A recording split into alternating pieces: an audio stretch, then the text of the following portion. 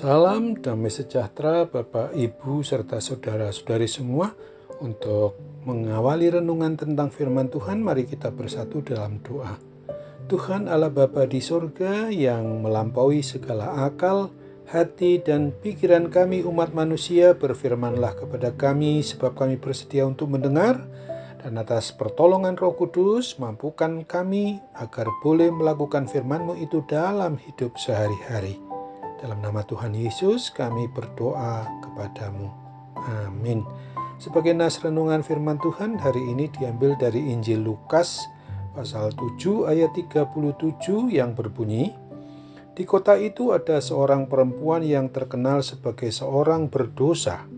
Ketika perempuan itu mendengar bahwa Yesus sedang makan di rumah orang Farisi itu, datanglah ia membawa sebuah buli-buli pualam berisi minyak wangi."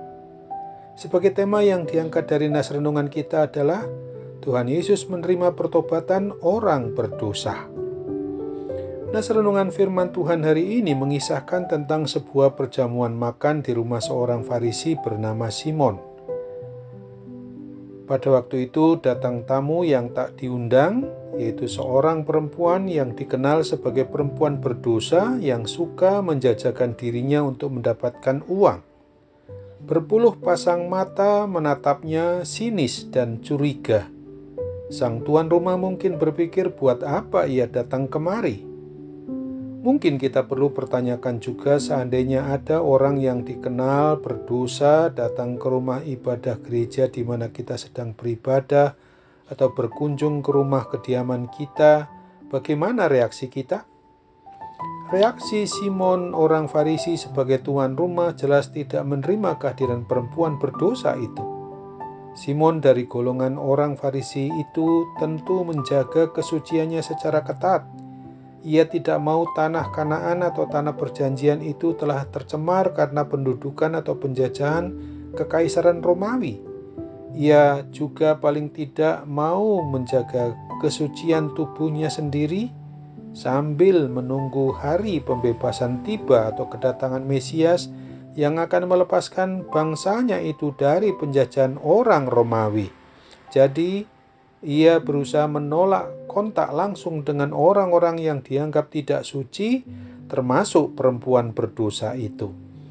Berbeda dengan Tuhan kita Yesus Kristus, Dia menerima perempuan berdosa ini apa adanya dengan kasih-Nya yang besar. Sekalipun mereka berdua tidak pernah bertemu, Tuhan Yesus tidak risih. Perempuan itu datang dengan sikap merendahkan diri, berdiri di belakang Tuhan Yesus, mendekati kakinya sambil menangis. Tuhan Yesus membiarkan air mata perempuan ini membasahi kakinya dan menyeka dengan rambutnya. Kemudian kaki Tuhan Yesus diciumnya dan diminyaki dengan minyak wangi yang sangat mahal. Apakah Simon lebih baik dari perempuan berdosa itu? Di mata umat manusia barangkali iya, tetapi di mata Tuhan keduanya sama-sama orang berdosa. Bila kita tanya diri kita masing-masing, apakah kita lebih baik dari perempuan berdosa itu? Dari renungan firman Tuhan hari ini, mari kita perhatikan beberapa poin dari 10 hukum Taurat.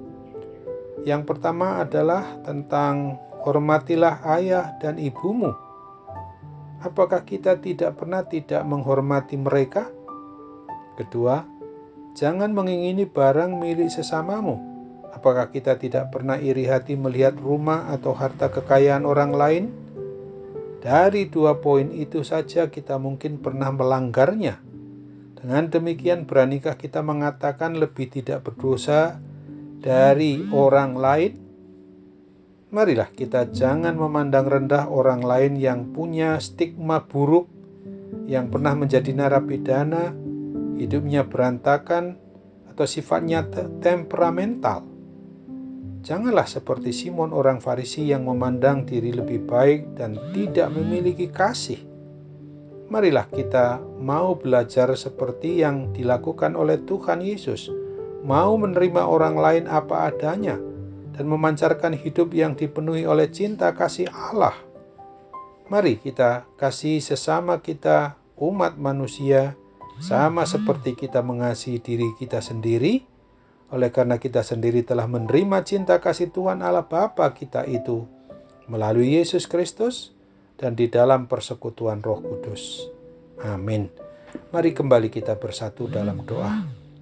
Tuhan Allah Bapa di surga, terima kasih untuk firman-Mu hari ini, mau mengingatkan kami, bahkan sekaligus mengajak kami, agar kami juga boleh dipakai oleh Tuhan untuk memancarkan cinta kasih-Mu yang telah kami terima, untuk boleh kami bagikan, mengasihi sesama kami manusia, dan menerima mereka apa adanya, untuk kelak orang yang kami kasihi dan sayangi itu bertobat kepadamu. Kami juga hendak berdoa bagi keberadaan kami masing-masing ketika kami mengalami adanya ujian terhadap iman percaya kami kepadamu, berupa sakit penyakit apapun yang sekarang kami derita, terlebih akibat gangguan, wabah atau pandemi COVID-19 sekarang ini. Oh Tuhan, kasihanilah kami, sembuhkan, pulihkan kami dari segala kuasa sakit penyakit itu semua, dan kami boleh kembali hidup normal sesuai dengan apa yang Tuhan kehendaki dalam hidup kami.